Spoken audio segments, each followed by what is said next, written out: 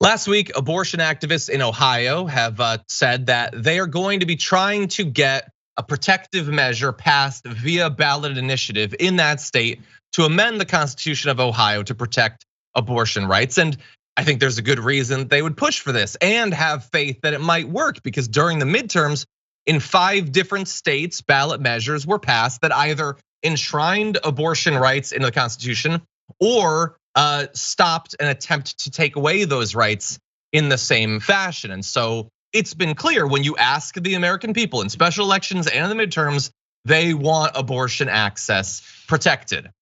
And so in advance of that, Ohio Republicans are saying that they're gonna make it harder to pass ballot initiatives. They have apparently no faith that they can actually convince conservatives to turn out in Ohio. They don't think they can win people over. They know how out of touch they are on these and other topics. And so if democracy is not working for you, just kill it. Set it on fire. They're done with it. They've apparently, they're moving to require a 60% majority to pass ballot initiatives rather than a simple majority. So effectively, they've created a filibuster for direct action by the citizenry. Anyway, it said their argument for this, by the way, is that it would stop special interest groups from influencing changes to the state constitution. Sure, that's what you're worried about.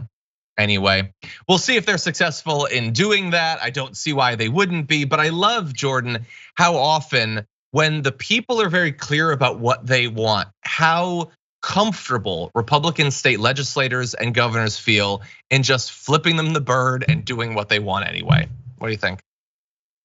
Yeah, ballot initiatives and referendums are one of the few remaining avenues for direct democracy in this country. So naturally, that's what Republicans want to destroy.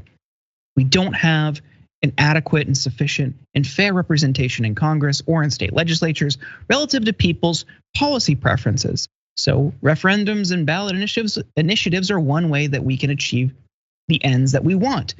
And think back to historically how that has been used in Ohio. When Kasich took over as governor, what he did was push a bill that would effectively break up public sector unions. That was deeply unpopular. That included higher education, schools, fire departments, police departments. That one's kind of good, break those up. But across the board, generally speaking, it would have devastating consequences for workers in public sector unions in the state. He was doing this at the same time that Scott Walker was doing it in Wisconsin. Ohio voters took that to a referendum, became issue 2, and overwhelmingly rejected it and overturned what Kasich had done to break up public sector unions. So that's one way that Ohio voters have voted to change things about the system. It has nothing to do with special interests. The special interests influencing how state laws are written in Ohio comes in the state legislature. It's the people who are saying that they don't want that happening are the ones who are working with special interests to change Ohio's laws. This is happening throughout the country. I think we need to fight back. And I think people really need to understand the value and power you have with ballot initiatives and referendums.